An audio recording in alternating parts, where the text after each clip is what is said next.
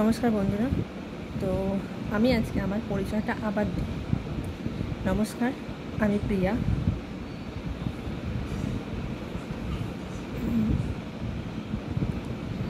আর থাকি হচ্ছে রানাঘাটে, বাপের বাড়ি বহরমপুরে। আর হাজব্যান্ড মেয়ে নিয়ে আমার সংসার। হাজব্যান্ড ডাকে মিষ্টু নামে, আর মা ডাকে পম্পি নামে। মানে আমার বাপের বাড়ির ডাক হচ্ছে পম্পি, আর হাজব্যান্ডের ডাক হচ্ছে মিষ্টু নামে। আর হাজব্যান্ড থাকে কাজের জন্য বাইরে, আমি মেয়ে নিয়েই একা থাকি। তো সময়ের ফাঁকে ফাঁকে তোমাদের সঙ্গে কথা বলতে আসি, ভিডিও করি, ভালো লাগে কথা বলতে। ইনস্টাগ্রাম, ফেসবুক আর ইউটিউব নিয়েই করে থাকি। আর বেশিরভাগ সময়টা যাই মেয়ের সঙ্গে, কারণ আমার একারই জীবন, কারণ আমাকে একাই সব দিক দেখতে হয়। মেয়ের পড়াশোনা, বাইরে রান্নাবান্না, ঘরের কাজ, সমস্ত কিছু একাই করতে হয়। তাই সব কিছু সামলে যেটুকুনি সময় পাই সেইটুকুনি আমি এই প্ল্যাটফর্মে দিই। তো আর নিজের মানুষ সম্বন্ধে কী বলবো, নিজের মানুষ এতটা প্রেরণা দেয় বলে আজকে তোমাদের সামনে, মানে আমি আজকে তোমাদের সামনে এইটুকুনি বলতে পারি। এতটা স্বাধীনতা দিয়েছে বলে নিজের ঘর সংসার সামলে নিজে আজকে এই প্ল্যাটফর্মে দাঁড়িয়েও আছে। হ্যাঁ, কঠিন হয় পরিস্থিতি, এক এক সময় খুব রাগও হয় একা একা করতে করতে, কিন্তু সেই মানুষটাও তো একা পড়ে আছে। যাই হোক,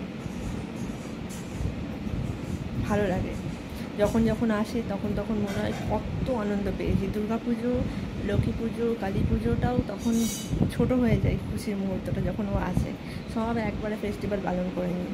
আর যখন যাই, যখন নিজের হাতে ব্যাগটা গোছাই, তখন যাদের হাজব্যান্ডরা বাইরে থাকে তারাই বুঝতে পারবে যে কতটা কষ্ট হয়, যে জিনিস গোছানো থেকে যাওয়া অবধি। যখন আসে মুখের হাসিটা এতটা থাকে, যখন যায় তখন আসার অপেক্ষা করি। মা দুর্গার আসার অপেক্ষা যেমন করি, তেমন নিজের মানুষেরও আসার অপেক্ষা করি। বেশিরভাগ সময়টা বাপের বাড়িতে এসেই কাটাই, কারণ ওখানে একা একা থাকতে ভালো লাগে না। আর এখন তো কটা মাস ধরে আছি, কারণ তোমরা জানো যে অপারেশন হয়েছে, তো এখনও ট্রিটমেন্ট চলছে। করে এবার যাব, গরমের ছুটিটাও শেষ হতে চলো। গরমের ছুটি পড়ে গেছে, একদিকে ভালো হয়েছে, বেশি স্কুলটাও কামাই হয়নি। আর অবসর সময়ে একটু বই পড়তে ভালোবাসি। Sad song plus old song, মানে ওল্ড ইজ গোল্ড বলে না, আমার পুরনো গান শুনতে খুব ভালো লাগে। আমি এখনকার গানের কোনো মাথামন্দ খুঁজে পাই না। আর খাওয়া দাওয়ার বলতে আমি পছন্দ করি খুব নর্মাল খাবার।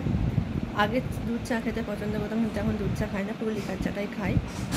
সিম্পল রুটি, ডাল, ভাত বা ঘি আলু শুদ্ধ ভাতও আমার খুব পছন্দ। আর ফাস্টফুডের মধ্যে বিরিয়ানি অতটা পছন্দ করি না। আমি ফুচকা বা এগরোল বা চাউমিন এগুলো খুব পছন্দ করি। তবুও এখন এগুলো কিছু খাওয়া হয়ে উঠছে না, সব বন্ধ। জানি না কবে খাবো। ফুচকা দেখলেও লোভ সামলাতে পারি না। আর আমার মেয়েকে নিয়েই জীবনটা কেটে যাচ্ছে। বড় হওয়ার স্বপ্ন, ওকে নিজের পায়ে দাঁড় করানোর স্বপ্ন। কারণ এখন যেটা কম্পিটিশনের যুগ, সেটা সব বাবা মারাই চাই যে তার ছেলে মেয়েটা এগিয়ে থাকুক, আমিও চাই। আর অতি সাধারণ আর সাধারণভাবে থাকতে ভালোবাসি। তোমাদের সঙ্গে ভালোবাসি, চলতে ভালোবাসি, ভালোবাসা দিতে ভালোবাসি। কারণ কি হবে অহংকার নিয়ে, দুদিনকার জীবন, আজ আছি কাল নেই। তাই আমার পরিবারে বা আমার বাড়িতে আমার ভালোবাসার মানুষদেরকে সবাইকে ওয়েলকাম জানাচ্ছি। হ্যাঁ, আমি যেমন জেদি, যারা আমাকে ভালোবাসা দেয় তাদের সঙ্গে আমি ভালো ব্যবহার করি। আর যারা দেখি যে মুখে মুখে ভালোবাসা, পেছনে অন্যরকম কথা, তাদের সঙ্গে আমি কথাও বলি না, কোনো সম্পর্কও রাখি না। আমি আমার মতো থাকতে ভালোবাসি। যতটুকুনি আছে ভগবান, ততটুকুনি নিয়েই শান্তিতে থাকতে ভালোবাসি।